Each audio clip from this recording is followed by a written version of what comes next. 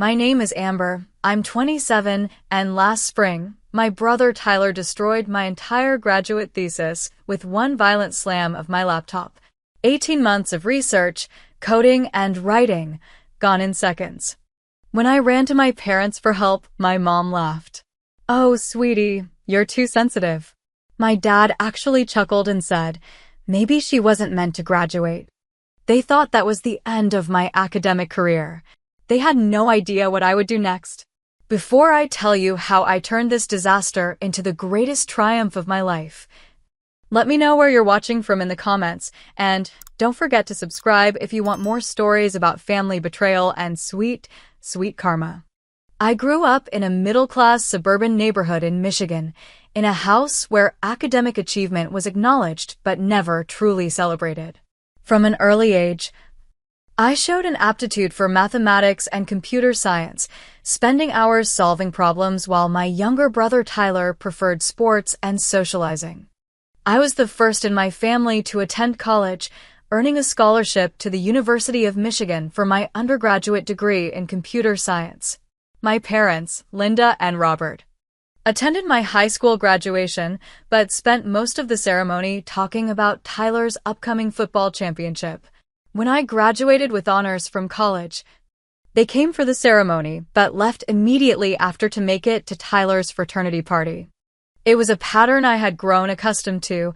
My achievements were footnotes in the ongoing saga of Tyler's life. Tyler, for years younger than me at 23, had always been the golden child. With his athletic build, charismatic personality, and easy confidence, he drew attention effortlessly. He had dropped out of community college after one semester, claiming it wasn't his thing, and now worked irregularly at our uncle's construction company, spending most of his earnings on parties and his truck. My master's program in advanced computational algorithms was challenging but fulfilling. I had been working on my thesis for 18 months, developing an innovative algorithm for predictive analysis in healthcare data that could potentially help identify early markers for certain diseases. My thesis advisor, Professor Diana Martinez, believed in my potential in a way my family never had. "This work could make a real difference, Amber," she had told me countless times. "Your brother scored the winning touchdown," my mother would announce during our weekly calls, barely asking about my studies. "How's the computer stuff?" my father would add as an afterthought. I had tried explaining the significance of my research, but their eyes would glaze over. When I mentioned being considered for a prestigious tech fellowship, my mother changed the subject to Tyler's new girlfriend.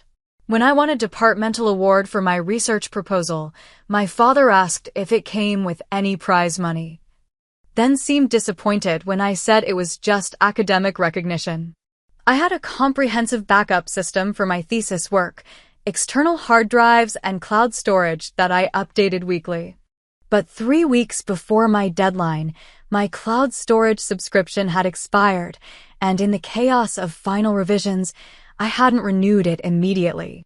My most recent external backup was from 2 weeks prior, missing crucial final changes and optimizations to my algorithm. As my thesis deadline approached, the tension at home grew palpable. I had returned to my parents' house for spring break, planning to use the quiet family environment to focus on final revisions. I needed just one more week of intensive work before submitting. "Can't you work at the library?" my mother had suggested when I explained I needed quiet time at home. "Tyler's having some friends over this weekend. I have all my notes and set up here," I had explained. "I just need everyone to respect that I'm on a deadline." My father had nodded absently, but I could tell he didn't understand the gravity of my situation. To them, my thesis was just homework, not the culmination of years of research and the gateway to my future career. Professor Diana had been checking in daily, excited about my progress. "Your approach to the algorithm optimization is genuinely innovative, Amber," she had written in her last email. "I can't wait to see the final version. This could open doors for you in both academic and industry circles." Her belief in me was a lifeline, the validation I never received at home.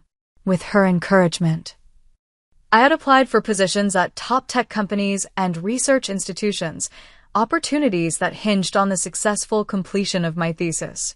The morning before the incident, I had received an email from TechInnovate, a leading research firm, expressing interest in my work based on Professor Diana's recommendation. "We would love to review your completed thesis once it's defended," they wrote. "There may be a position opening that aligns with your research focus." It was the opportunity one had been working toward, a chance to make a real impact with my work and finally prove to my family that my computer stuff mattered. With renewed determination, I had thrown myself into the final revisions, knowing that one more week of focused work would change the trajectory of my career. What I didn't know was that Tyler had other plans for my laptop and my future. The day that would change everything started like any other during that spring break week. I woke up early, made a large cup of coffee, and settled into the small desk in my childhood bedroom. The walls still had faded posters from my high school days, mathematical formulas and computer science conference flyers rather than the band posters that decorated most teenage rooms. My workspace was meticulously organized, laptop centered on the desk, notebooks arranged by subject matter, sticky notes color-coded by priority. I had created a productive bubble in the midst of my parents' chaotic household. By 8 a.m., I was deep into refining a particularly complex section of my algorithm, the kind of work that required uninterrupted focus and precision. Around noon, I heard the front door slam and Tyler's booming voice echoed through the house. I hadn't expected him until evening. My parents had mentioned he was working that day. I tried to maintain my concentration, inserting my earbuds and turning up the volume on my study playlist. 20 minutes later, my door burst open. Tyler stood there, grinning, with two friends I recognized from his high school days, Jake and Brandon. They all held beer cans despite it being barely afternoon. "Hey, nerd. We're setting up for a party tonight," Tyler announced, not bothering to knock or acknowledge that I was clearly working. I removed my earbuds slowly. "I thought you were working today." "Mom and Dad said the house would be quiet." Tyler laughed. "Plans changed. Boss gave us the day off. Besides, it's spring break. No one should be doing homework." "This isn't homework, Tyler. It's my master's thesis, and I have a deadline next week." I tried to keep my voice calm, reasonable. Brandon, leaning against my doorframe, smirked. "Sounds boring as hell." "We need to use the Bluetooth speaker," Tyler said, ignoring my explanation and scanning my room. "I think Dad put it in here." "I haven't seen it," I replied, already feeling the tension headache building behind my eyes. "Can you guys please close the door? I really need to focus." Tyler rolled his eyes dramatically for his friend's benefit. "Jesus, Amber, lighten up. It's not like your computer project is saving lives or anything." The irony of his statement, given that my algorithm was specifically designed to improve early disease detection, wasn't lost on me, but I knew explaining would be pointless. "Look, just keep the noise down, okay? I'll be done in a few hours and then I'll get out of your way." Tyler shrugged noncommittally as they finally left my room. I closed the door, took a deep breath, and tried to refocus on my work. But concentration was difficult as more of Tyler's friends arrived. Music began blasting from downstairs, and the house filled with laughter and shouting. By 3 o'clock, the noise had become unbearable. I saved my work, put my laptop to sleep, and went downstairs to get some water and ask again for them to lower the volume. The kitchen was a mess of pizza boxes, beer cans, and chip bags. Tyler and about 8 friends were gathered around the living room TV, playing video games at maximum volume. "Tyler, can you please turn it down just a little?" I asked, raising my voice to be heard over the chaos. He barely glanced at me. "Can't hear the game if we turn it down."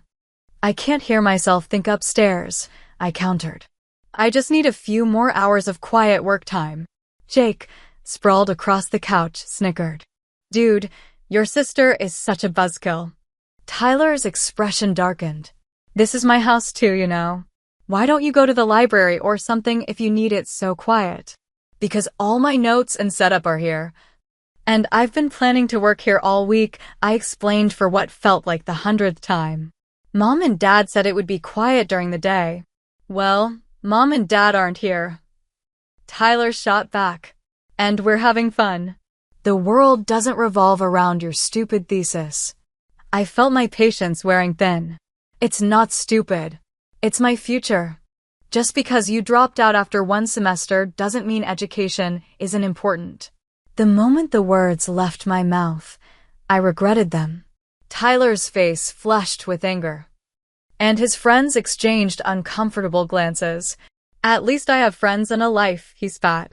What's the point of all your precious education if you're just a boring nobody that no one wants to hang out with?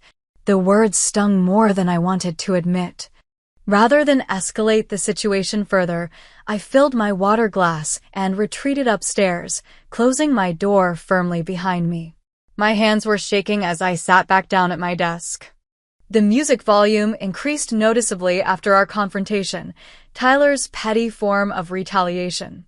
I put my earbuds back in, tried to block out the world, and reopened my laptop. The algorithm section I had been working on required absolute precision. One misplaced variable could throw off the entire predictive model. I forced myself to focus despite the bass vibrating through the floorboards. Around 5 o'clock, I heard my parents' car in the driveway. Relief washed over me. Surely they would restore some order. I continued working, expecting the music to quiet down once my parents entered. Instead, I heard my mother's delighted laugh. Well, isn't this a nice surprise? I didn't know you were having friends over, Tyler. I waited for my father to say something about the noise or the mess, but instead heard him greeting Tyler's friends by name, asking about sports and joking easily with them. The music remained at full volume. Finally, I couldn't take it anymore.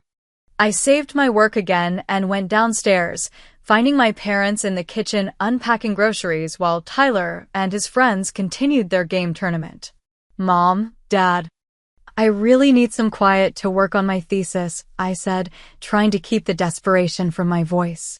The deadline is next week, and I have crucial revisions to finish. My mother glanced up, her expression shifting to mild annoyance. Amber, it's spring break. Tyler has his friends over. Can't you just work around it? I've been trying to all day, I explained. But it's really loud. And I need to concentrate. My father sighed. Maybe you should have stayed at school if you needed to work so badly. This is family time. I came home because you both said it would be quiet here. I reminded them, frustration building. I specifically asked before spring break if this would be a good environment to work, and you said yes. My mother began putting groceries away, her back to me. Well, we didn't know Tyler would have a little get-together. It's good to see him socializing with his friends. A little get-together?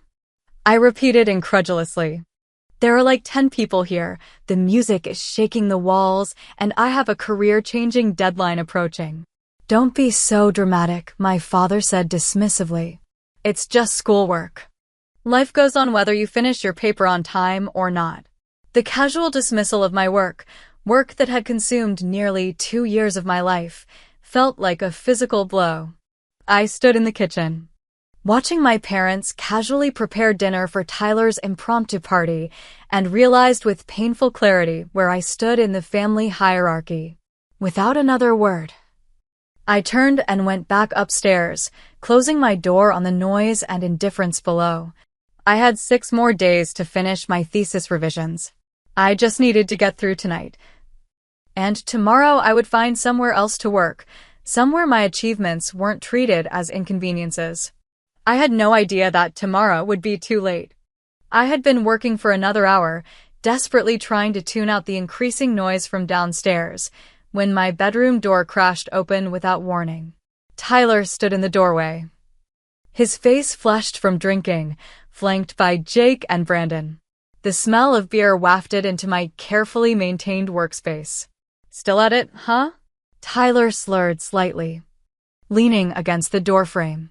You know what your problem is, Amber? You don't know how to have fun. I saved my document reflexively, a habit born from years of careful work. I have fun, Tyler. Just not when I'm on deadline. Jake snickered. Computer nerd's idea of fun is probably just more computers. I ignored him, turning back to my screen. I need to finish this section tonight. Can you guys please just leave me alone for a few more hours? Tyler pushed himself off the doorframe and stumbled further into my room.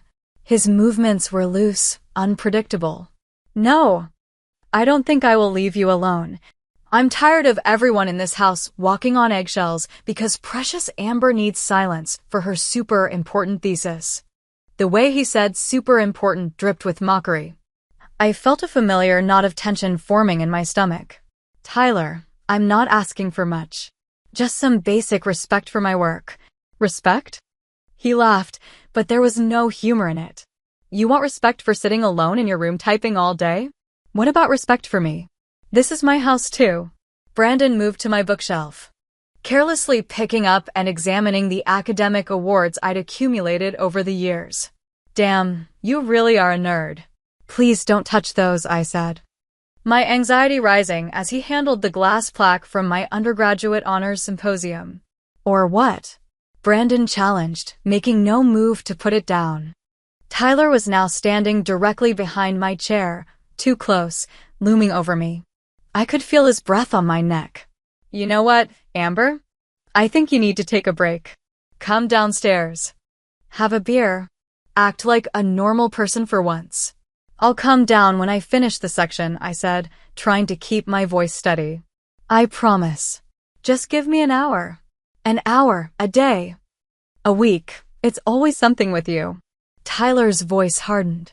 Mom and Dad think you're so special with your fancy degree and your thesis. Why can't you be more like your sister?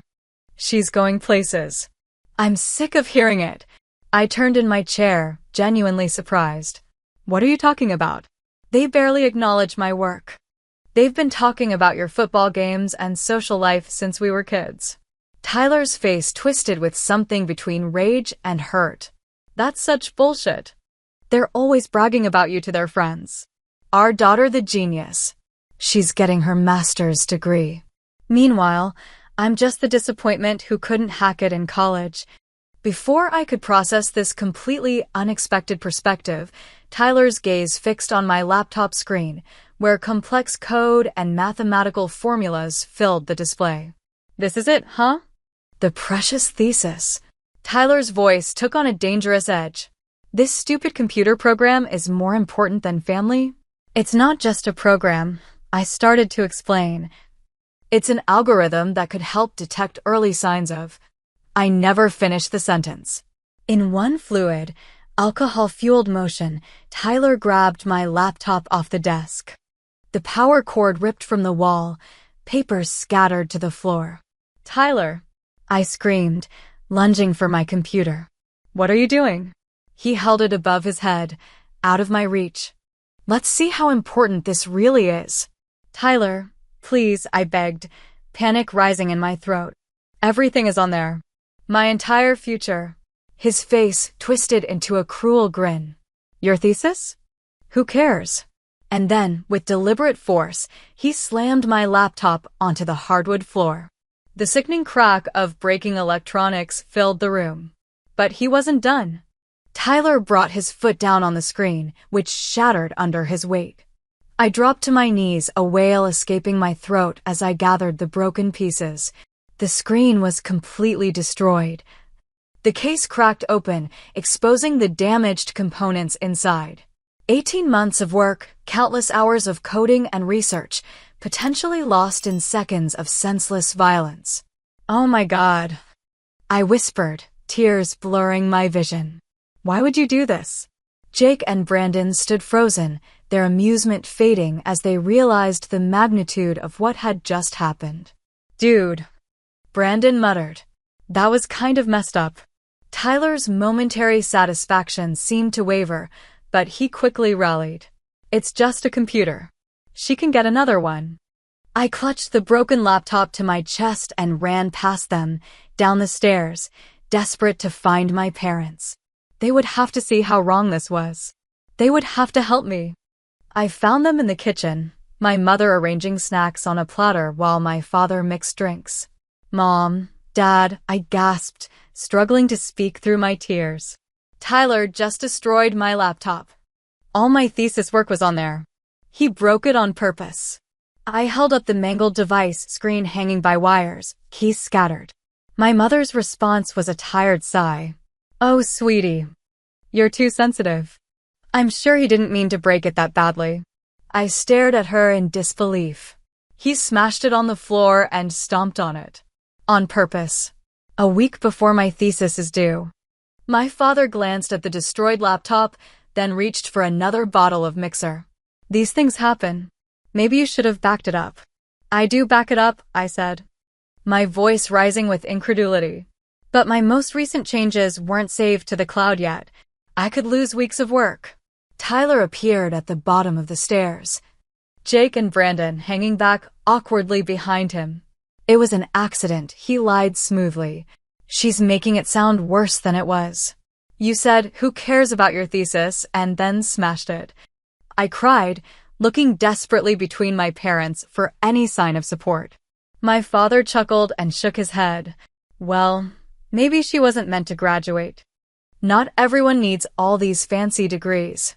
The casual cruelty of his words struck me like a physical blow. My mother laughed along with him, arranging cheese on the platter as if nothing important had happened. We'll help you get a new computer after spring break, she offered, as if that solved everything. For now. Why don't you join the party? It might do you good to relax a little. I stood in the kitchen, holding the shattered remains of my academic career, surrounded by family who couldn't, or wouldn't, understand what had just happened. Tyler smirked at me over our mother's shoulder, secure in the knowledge that there would be no consequences for his actions. Behind him, his friends shifted uncomfortably. Perhaps the only people in the house who recognized the severity of what had occurred. Without another word, I turned and fled upstairs, locking myself in the bathroom, the only room in the house with a lock.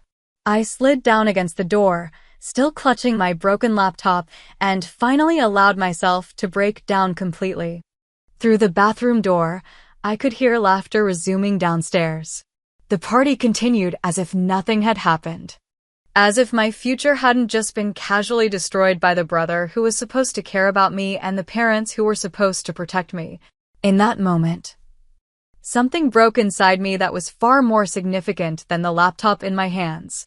It was the last fragile strand of hope that my family would ever value me or my achievements. And in its place, something new began to form, a cold, clear determination that would change everything. I don't know how long I sat on the bathroom floor, my broken laptop clutched to my chest like a wounded pet. The party continued downstairs, music thumping, laughter echoing, glasses clinking, a surreal soundtrack to my personal catastrophe. My mind kept replaying Tyler's face as he smashed my computer. The sound of the screen cracking, my father's dismissive chuckle. When my breathing finally steadied, I wiped my tears and assessed my situation with clinical detachment. The laptop was definitely destroyed, the screen shattered beyond repair, the case cracked, internal components exposed and damaged. But the hard drive might be salvageable. My most recent cloud backup was from 2 weeks ago, missing crucial algorithm optimizations and the entire conclusion section I'd been refining. I needed help, and clearly, it wouldn't come from my family. With trembling hands, I pulled my phone from my pocket and called the only local friend I had, Rachel, a former undergraduate classmate who now worked at a tech startup in town. We weren't especially close, but she was the only person within 100 miles who might understand the gravity of my situation. Rachel, my voice cracked as she answered. I'm sorry to call out of nowhere like this, but I'm having an emergency. I explained what had happened, each word painful to speak aloud. Your brother did what? Rachel's incredulity was somehow validating, the first acknowledgement that what had happened wasn't normal or acceptable. And your parents laughed. They think I'm overreacting, I said. The injustice of it catching in my throat. That's insane, Amber. Of course you're not overreacting. Rachel's voice was firm, indignant on my behalf. Look, my roommate is out of town. You can crash on our couch if you need to get out of there. Relief washed over me. Are you sure? I don't want to impose. Absolutely sure. Pack what you need and text me when you're on your way. After hanging up, I splashed cold water on my face and stared at my reflection. My eyes were red and puffy, my face blotchy from crying. But beneath the devastation, I saw something hardening in my expression, resolve forming like a crystal in solution. I unlocked the bathroom door and listened. The party was still in full swing downstairs. I slipped into my bedroom, avoiding the broken laptop pieces still scattered across the floor, and pulled out my duffel bag. I packed methodically, clothes, toiletries, my external hard drive, notebook, chargers, and the stack of research papers I'd printed as references. As I zipped the bag closed, I heard footsteps in the hallway and froze, but they passed by, accompanied by drunken laughter. I was invisible in my own crisis, and for once, that worked to my advantage. Before leaving, I carefully gathered the pieces of my laptop, placing them in a plastic bag. The IT department might be able to salvage something from the wreckage. I took one last look around my childhood bedroom, the awards on the shelves, the academic certificates on the walls. Physical proof of achievements that had never been enough for my family, and felt a strange detachment, as if I were already gone. I crept downstairs, keeping to the periphery of the house to avoid the living room where the party was centered. As I passed the kitchen, I overheard my mother's voice. Tyler feels terrible. But Amber's always been so dramatic about her schoolwork. Remember how she cried when she got that B+ in 10th grade? My father's response was dismissive. She'll get over it. It's just a computer. Tyler's voice joined in, not sounding remotely terrible. She's probably just using this as an excuse because she wasn't going to finish on time anyway. They laughed, the sound cutting through me like glass. Without announcing my departure, I slipped out the front door and into the cool spring evening. The drive to Rachel's apartment was a blur. My mind raced with calculations, how many hours of work had been lost, how much time I had left before the deadline, whether I could possibly recreate the missing sections from memory. The numbers weren't adding up to anything but failure. When I arrived, Rachel was waiting at the door of her small but tidy apartment. Without a word, she pulled me into a hug, the first real comfort I'd received since the incident. I made up the couch, she said, leading me inside. And there's tea. Or wine. Or both. Whatever you need. I collapsed onto her couch, the emotional and physical exhaustion finally catching up to me. I don't even know where to start fixing this. Rachel sat beside me. First things first. Have you emailed your advisor? I shook my head. The thought hadn't even occurred to me in the chaos. Do that now, she urged gently. Professor Martinez should know what happened. She might be able to give you an extension. I composed the email on Rachel's tablet, my fingers still trembling slightly as I explained the situation. I attached photos of the destroyed laptop as evidence, then hit send before I could overthink it. What if she thinks I'm making excuses? I whispered. The insecurity instilled by years of family dismissal surfacing despite myself. She won't, Rachel assured me. And if anyone can help salvage the situation, it's her. We stayed up late into the night, Rachel helping me catalog exactly what had been lost and what might be recoverable. The most recent version of my algorithm, the one I'd optimized after receiving feedback from another professor, was only on the damaged laptop. The conclusion section, which tied all my research together, was similarly recent work. So, worst case scenario, you've lost about 72 hours of work? Rachel clarified, making notes. At least, I confirmed. The number sounding both small and insurmountable. But it was the most critical 72 hours, the final refinements that made everything work together. My phone buzzed with texts from my mother. Where did you go? You're being very rude leaving without saying goodbye. Tyler feels bad. You should come home so you two can make up. I turned off my phone without responding. Sleep was fitful that night, my dreams filled with smashing sounds and mocking laughter. I woke before dawn, my mind immediately racing with the enormity of what lay ahead.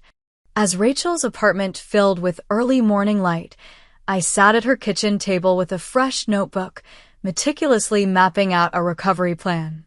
By 7 a.m., I had an email from Professor Martinez. Amber, I'm appalled by what happened. Come to my office at 9 a.m. We'll figure this out together. Don't lose hope. For the first time since Tyler had destroyed my laptop, I felt a tiny flicker of possibility. I wasn't alone in this after all. As I showered and prepared to meet Professor Martinez, another realization formed, crystal clear and surprisingly liberating. My family had shown me exactly who they were and how little they valued me. There was a strange power in finally having absolute confirmation of what I'd suspected for years.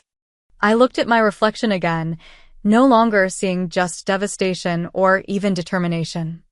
I saw someone who had nothing left to lose, and that made me dangerous in a way Tyler and my parents couldn't possibly anticipate.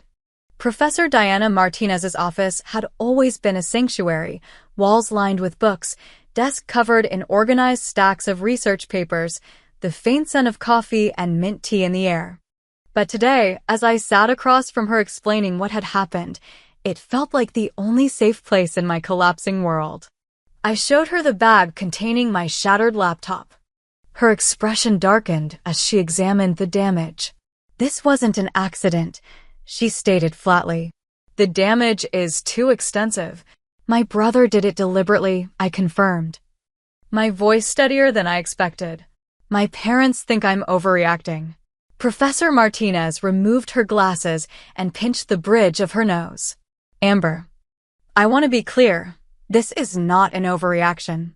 What happened was a deliberate act of sabotage, and it's completely unacceptable. Her validation was like oxygen. For the first time since the incident, I could breathe. The question now, she continued, practical as always, is how we move forward.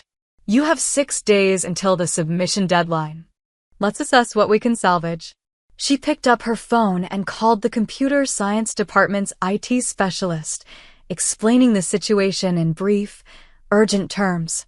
Within an hour, Raj from IT was carefully extracting the hard drive from my mangled laptop.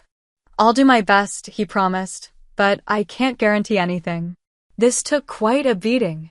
While Raj worked, Professor Martinez outlined our contingency plan. I'm giving you 24/7 access to the Advanced Algorithms Lab, she said, handing me a special access card. It has our most powerful workstations. I've already emailed the department head explaining the situation. You'll have whatever resources you need. What if I can't recreate everything in time? I asked. The question that had been haunting me since last night. Then we'll request an emergency extension, she replied firmly. But let's cross that bridge only if we need to. First, let's see what Raj can recover. By afternoon, we had our answer.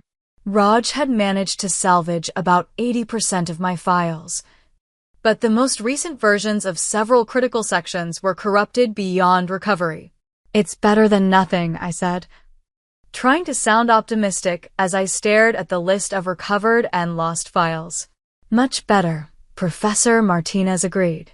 Now, let's make a strict timeline for reconstructing the lost work. Together, we mapped out an intensive schedule, 16-hour workdays in the lab, focusing first on rebuilding the optimized algorithm, then reconstructing the conclusion section.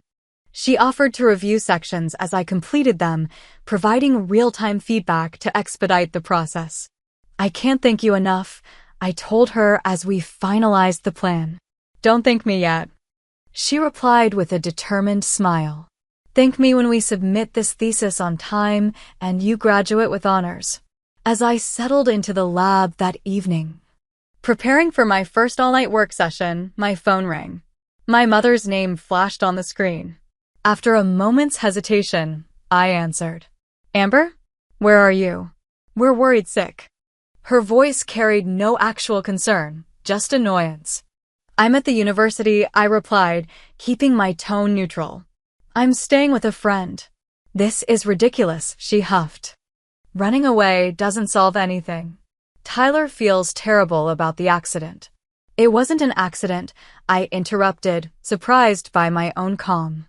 He deliberately destroyed my property and potentially my academic career. And neither of you cared. That's not true. We offered to help you buy a new computer after spring break. My thesis is due in 6 days, Mom. After spring break would be too late. There was a pause. Well, surely they'll give you an extension under the circumstances. The circumstances where my brother maliciously destroyed my work and my parents laughed about it? The words hung in the air between us. You're twisting what happened, she said defensively. Tyler made a mistake. We all make mistakes. A mistake is accidental. What Tyler did was deliberate, and your response showed me exactly where I stand in this family. What's that supposed to mean? It means I'm done seeking approval that's never going to come. I have work to do now. Amber, I'll let you know when I'm coming to get the rest of my things. I ended the call before she could respond, then turned off my phone completely. For the next 3 days, I existed in a world defined by code, algorithms, and determination. I slept on a cot in the lab's break room, showered in the gym facilities, and subsisted on vending machine snacks and delivery food. Rachel brought me fresh clothes and moral support. Professor Martinez checked in regularly, reviewing my progress and providing crucial guidance. On day 4, I received an unexpected visitor. Rachel's cousin, Marcus, appeared at the lab with a takeout bag from my favorite Thai restaurant. Rachel told me what happened, he explained. I work at Tech Fusion downtown. We specialize in data recovery and system security. I thought maybe I could help. Marcus spent his entire lunch break examining my code and offering suggestions for optimizing the reconstruction process. Before leaving, he handed me his card. When you're done with this thesis, give me a call. We're always looking for algorithm specialists. And we'd never smash your laptop. His offer was the first tangible sign that there might be life, even a career, waiting for me beyond this crisis. That same afternoon, I received another surprise. 3 classmates from my algorithm design seminar arrived at the lab with coffee and determination. Professor Martinez mentioned you could use some help, explained Eliza, the most brilliant coder in our cohort. We've all been there with thesis disasters, though maybe not quite so dramatically. For the next 8 hours, my classmates helped me troubleshoot code, test implementations, and even reconstruct some of the documentation I'd lost. Their willingness to give up their own spring break time to help me was humbling and empowering. Meanwhile, I was researching my legal options. A quick consultation with the university's legal aid office confirmed what I suspected. I had grounds for a small claims court case against Tyler for the destruction of my property and the resulting damages. The laptop itself is only worth about $1,200, the law student volunteer explained. But you could potentially claim additional damages for the lost work time and professional opportunities if you can document them. I began keeping meticulous records, hours spent reconstructing lost work, emails with Professor Martinez documenting the incident, photos of the damaged laptop. Even a statement from Raj in IT confirming the deliberate nature of the damage. By day 5, I had successfully reconstructed my algorithm and was making significant progress on the conclusion section. Professor Martinez reviewed my work with increasing optimism. This is actually more elegant than your previous version, she noted, reviewing my recoded algorithm. Sometimes a fresh start forces us to see things more clearly. I worked through the night, fueled by determination and the support network I'd never realized I had until my family's support had been conclusively withdrawn. By dawn on the day before my deadline, I was running the final tests on my algorithm, confirming that the outputs matched my research predictions. as the morning sun filtered through the lab windows. I sat back in my chair and realized I had done it. Against all odds, with the help of people who actually valued my work and potential, I had reconstructed my thesis. It wasn't identical to the original. In some ways, it was better, more focused, more precisely argued. I had one day left to format, proofread, and prepare for submission. And then I had one more task to complete, confronting the family who thought they had ended my academic career with one cruel act of destruction. They had no idea what I was capable of. But they were about to find out. 1 week after Tyler smashed my laptop, I submitted my completed thesis, all 157 pages of meticulously documented research, code, and analysis. Professor Martinez stood beside me as I uploaded the final PDF to the department portal, both of us watching the confirmation message appear on screen with a mixture of exhaustion and triumph. "You did it," she said simply, but her proud smile conveyed volumes more. "We did it," I corrected her. "I couldn't have done this without your help." After nearly a week of minimal sleep and maximum stress, I should have felt only relief. But as the immediate academic crisis resolved, another emotion surfaced, a cold, clear anger that demanded resolution. "What will you do now?" Professor Martinez asked as we left the department building. "I'm going to get the rest of my belongings from my parents' house," I replied. "And I'm going to file a police report and small claims court case against my brother." She nodded, unsurprised. "Do you want someone to go with you?" I considered her offer. "No, but thank you. This is something I need to do myself." The drive to my parents' house felt surreal, the familiar streets leading to a place that no longer felt like home. I timed my arrival for early afternoon, knowing both my parents would likely be home, but Tyler might be at work. I needed to retrieve my belongings with minimal drama before confronting Tyler directly. My mother answered the door, her expression shifting rapidly from surprise to practiced maternal concern. "Amber, thank goodness you're home. We've been so worried." I kept my response neutral. "I'm not staying. I came to get the rest of my things." Her face fell. "Don't be ridiculous. Of course you're staying. This dramatic exit has gone on long enough." I stepped past her into the house, noticing how small and ordinary it suddenly seemed. "My thesis is submitted. No thanks to anyone here." My father emerged from the living room, newspaper in hand. "Well, look who decided to grace us with her presence." "I'm just here for my things," I repeated, heading toward the stairs. "Amber," my mother called after me, "you need to talk to Tyler. He feels terrible about what happened." I paused on the stairs. "Is he here?" "No. He's at your uncle's job site. But he'll be home for dinner. We can all sit down and work through this as a family." The idea that this could be resolved over a family dinner was so absurd I almost laughed. "That won't be necessary." In my bedroom, everything remained exactly as I'd left it, including the scattered pieces of laptop that no one had bothered to clean up. I took photos of the scene, documenting the damage once more for my case, then began methodically packing my remaining belongings into boxes and bags I'd brought. As I worked, I heard my parents conferring in hushed, concerned tones downstairs. I ignored them, focusing on the task at hand. I was nearly finished when I heard the front door open and Tyler's voice carrying up the stairs. "Is that Amber's car outside? She's back?" My mother's response was too quiet to hear, but moments later, heavy footsteps ascended the stairs.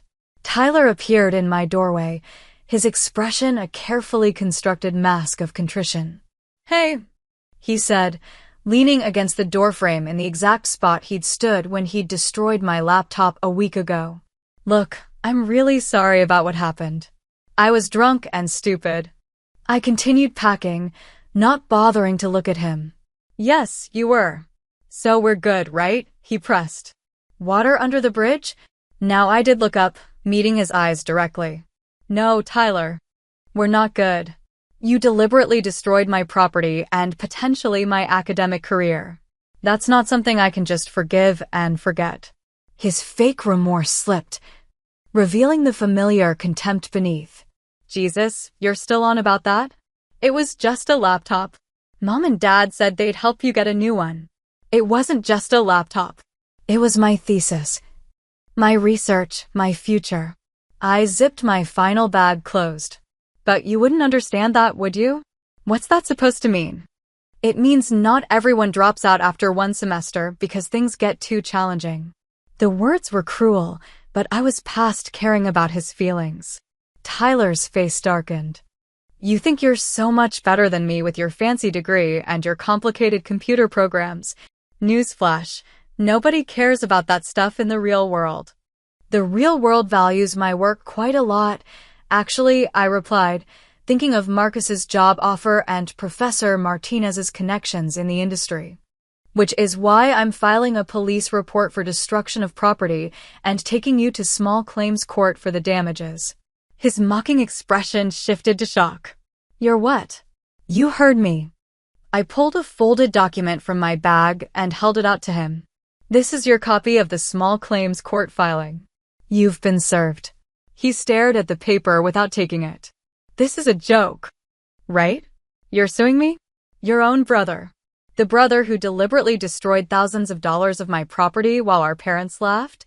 Yes, I am. I placed the document on the bed when he refused to take it. The hearing is in 3 weeks.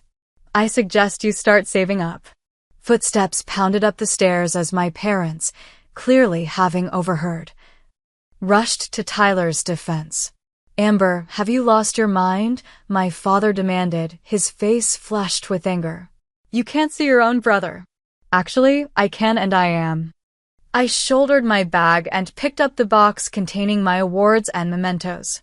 I've also filed a police report for the malicious destruction of property. My mother's hand flew to her chest in theatrical shock. A police report? Tyler could lose his job if he has a record. He should have thought of that before destroying my laptop. I replied calmly. Actions have consequences. This is insane, my father sputtered. You're tearing this family apart over a computer accident. It wasn't an accident, I corrected him. My voice steady.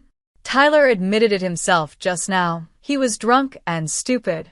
And you both enabled and excused his behavior, as you always have. I think you're having some kind of breakdown. My mother said, her voice taking on the patronizing tone she used when she thought I was being irrational. Maybe the stress of school has become too much for you. I finished my thesis. I informed her. I submitted it today, no thanks to any of you. I did it despite Tyler's best efforts to sabotage me and despite your complete lack of support. Tyler, who had been silently seething, suddenly found his voice again. If you go through with this lawsuit, don't expect any more help with your tuition. Dad was going to help with your final semester, but I guess you don't need family support anymore. It was meant to be a threat, a way to bring me back in line. But I just smiled. I've already applied for emergency completion funding through the department. Professor Martinez has assured me it will be approved. I don't need your conditional support anymore. My father's face reddened further. After everything we've done for you, what exactly have you done for me? I interrupted, the question genuine. My scholarships paid for most of my education. I worked part-time throughout college to cover expenses. You've never shown any interest in my research or career goals. So please, tell me what I should be so grateful for. The question hung in the air, unanswered. My mother's expression shifted from concern to hurt, my father's from anger to confusion. Only Tyler remained unchanged, angry and entitled to the end. You know what? Go ahead with your stupid lawsuit, he spat. No one forced you to leave your precious laptop where it could get broken. It was in my bedroom, Tyler. You came in specifically to break it? You can't prove that, he sneered. Actually, I can. Your friends Jake and Brandon were witnesses. I've already spoken to Jake. Who's willing to testify about what really happened? This was a bluff. I hadn't actually contacted Jake, but the flash of panic on Tyler's face told me it had hit home. I picked up my boxes and walked past my stunned family, down the stairs and out to my car. As I loaded the last of my belongings, my mother followed me outside. "Amber, please," she pleaded, tears now streaming down her face. "We're your family. You can't do this." I paused, one hand on my car door. A family supports each other. A family values each member's dreams and achievements. That's not what happens in this house. "We love you," she insisted. "Maybe you do, in your way," I acknowledged. "But you don't respect me or what matters to me. And I can't keep pretending that's enough." I got into my car and drove away, watching my childhood home recede in the rearview mirror. There was grief in leaving, in acknowledging the family I had wished for versus the reality of the family I had. But there was also a profound sense of liberation, of finally standing up for myself and my worth. The next 3 weeks were a whirlwind of activity. I threw myself into preparing for my thesis defense, working closely with Professor Martinez to anticipate questions and challenges from the committee. I moved from Rachel's couch to a small studio apartment near campus, furnished with second-hand basics and my salvaged belongings. Tyler didn't show up for the small claims court hearing. My parents did. Sitting silently at the back of the courtroom as I presented my evidence, photos of the damaged laptop, the IT department's assessment of the deliberate nature of the damage, documentation of the hours spent reconstructing lost work, and statements from Professor Martinez about the academic impact.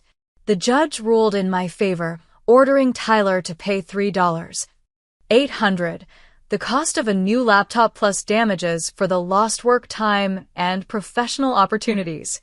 It was a clear victory. But seeing my parents leave the courtroom without speaking to me left a hollow feeling beneath the vindication.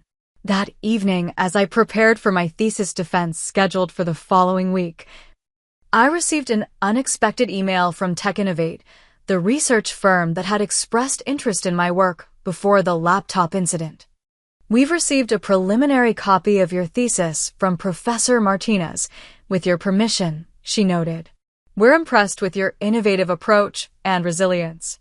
Our offer to review your work for potential employment still stands.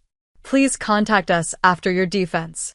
It was the final confirmation that standing up for myself and my work had been the right choice, regardless of the family ties that had been damaged in the process. I had lost my illusory family support, but I had gained something far more valuable: genuine recognition for my work and the beginning of a professional future built on my own merit. As I closed my laptop, the new one purchased with the court settlement, I realized that Tyler's destructive act had ultimately failed.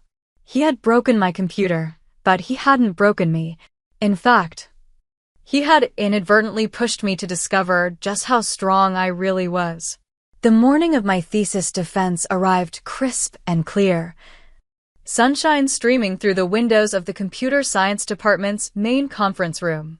I stood at the podium, facing the 5 professors who would determine whether my work met the standards for a master's degree in advanced computational algorithms. Professor Martinez sat among them, a subtle, encouraging smile on her face as I began my presentation. For the next 45 minutes, I explained my research, demonstrated my algorithm's effectiveness with healthcare data, and fielded increasingly complex questions from the committee.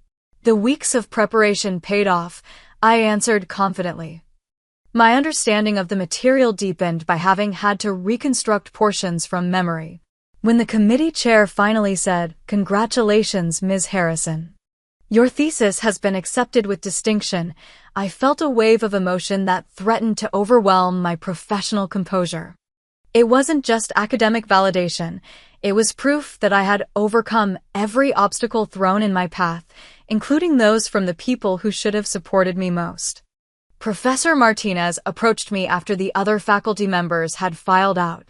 "That was one of the strongest defenses I've seen in years," she said, her usual reserve giving way to genuine pride. "You didn't just survive this ordeal, Amber. You thrived because of it. I couldn't have done it without your help," I told her, my gratitude impossible to fully express. I opened doors. She corrected me. You walked through them on your own merit. The following weekend was graduation. I stood in line with my fellow master's candidates. The weight of the ceremonial hood and the knowledge of what it had taken to earn it making me stand taller. As I scanned the audience, I wasn't surprised to see no sign of my parents or Tyler. What did surprise me was how little their absence stung compared to the pride I felt in myself. Rachel sat in the third row, cheering loudly when my name was called. Beside her was Marcus, who had offered me not just a job at TechFusion, but a genuine friendship based on mutual respect for each other's abilities. In the faculty section, Professor Martinez watched with dignified approval as I crossed the stage to receive my diploma. They were my chosen family now, people who valued achievement and integrity, who understood the worth of intellectual labor, who offered support without demanding submission in return. The settlement money from the small claims case arrived 3 days after graduation, a check for $3,800 that represented not just compensation for my damaged property, but an acknowledgement that what had happened was wrong. Tyler had initially refused to pay, but the court had ways of enforcing its judgments. According to a terse email from my father, they had ultimately lent Tyler the money to put this ridiculous situation behind us. I used part of the money to buy a state-of-the-art laptop for my new position at TechFusion, where I would be working on algorithmic solutions for healthcare data analysis, a direct extension of my thesis research. The rest I put toward a security deposit on a better apartment closer to the company's offices. 2 weeks into my new job, my mother called. It was our first contact since the court hearing. "We miss you," she said, her voice small and uncertain. "Your father and I have been talking, and we realize we may have mishandled things." It was as close to an apology as I was likely to get. "I appreciate that," I replied carefully. "Tyler's having a hard time," she continued. "He lost his job at your uncle's company, and he's having trouble finding new work with this legal issue on his record. The police report I'd filed had resulted in a misdemeanor charge for destruction of property. Tyler had received probation and a fine, but the record would follow him for years." "That's unfortunate," I said, not offering the sympathy she clearly expected. "We thought maybe you could talk to him," she suggested tentatively. "Help him understand how to move forward. You've always been so good at planning and organizing." I almost laughed at the irony, now that Tyler was struggling. My previously dismissed skills were suddenly valuable. "Mom, I can't fix this for him. Tyler made his choices, just like I made mine." "But we're family," she insisted, falling back on the one argument she thought would always work. "Being family doesn't mean enabling destructive behavior," I told her. "It means holding each other accountable and respecting each other's boundaries. I've learned that the hard way." There was a long pause before she spoke again. "Will we ever see you again?" The question held genuine pain, and despite everything, I felt a twinge of empathy. They were my parents, flawed and frustrating as they were. "I'm not cutting you out of my life," I assured her. "But our relationship needs to change. I need you to recognize that my work and my goals matter. I need you to understand that what Tyler did was seriously wrong, not just a silly mistake." "I'm trying to understand," she said quietly. It wasn't a resolution, but it was a beginning, a crack in the wall of denial they had built around their perceptions of our family dynamics. Over the following months, I established careful boundaries. I visited my parents occasionally for short, structured interactions, Sunday lunch, or a brief coffee. Tyler and I maintained distance, our relationship perhaps permanently altered by what had happened. He eventually found new employment through a friend's connection, his natural charisma helping him bounce back despite the setback. My career at TechFusion flourished. 6 months after graduation, my algorithm was implemented in a pilot program at 3 regional hospitals, helping identify early markers for cardiovascular disease. The work I had fought so hard to complete was making a real difference in people's lives. 1 year after the laptop incident, I received an unexpected email from Jake, Tyler's friend who had witnessed the destruction. I've been thinking about what happened last year, and I wanted to say I'm sorry I didn't step in or speak up. I knew it was wrong, but I was too chicken to say anything. Seeing how you stood up for yourself afterward made me realize I need to be better about that too. His message was a poignant reminder that our actions ripple outward in ways we can't always predict. My stand for self-respect had apparently prompted Jake to examine his own behavior as a bystander. The most profound change, however, was within myself. I no longer measured my worth by my family's approval or recognition. I had built a life centered on my own values and surrounded by people who shared them. The painful lesson of the laptop incident had ultimately freed me from the exhausting pursuit of validation from those who couldn't or wouldn't provide it. One evening, as Marcus and I worked late on a particularly challenging project, he asked me, "Do you ever regret taking your brother to court? It must have been hard, going against your family like that." I considered the question carefully. "I regret that it was necessary," I finally answered. "But I don't regret standing up for myself. Sometimes the hardest thing and the right thing are the same." "Well, for what it's worth," he said, "I think you made the right choice. Your work is too important to be dismissed or destroyed." His simple acknowledgement of my work's value, something my family had never managed to express, underscored how far I had come. The truth is, when Tyler smashed my laptop that day, he broke much more than just a machine. He shattered my illusions about my family and my place within it. But from those broken pieces, I had built something stronger. A life defined not by others' expectations, but by my own determination and integrity. Some people never learn to value what you offer until you stop offering it. Others recognize your worth from the beginning and help you see it in yourself. The wisdom lies in knowing the difference and in understanding that sometimes the family you choose can nurture you in ways the family you were born into never could. So, if you're facing your own version of a smashed laptop, a moment when someone tries to destroy what matters to you, remember that it's not the setback that defines you, but how you respond to it. Stand up, speak your truth, and rebuild. The life you construct from the broken pieces might be more beautiful and authentic than you ever imagined possible. Have you ever had to stand up to family members who didn't support your dreams? Let me know in the comments below. And if this story resonated with you, please hit that like button and subscribe to hear more about overcoming family challenges and building the life you deserve. Thank you for listening to my journey. And remember, your worth isn't determined by those who can't see it.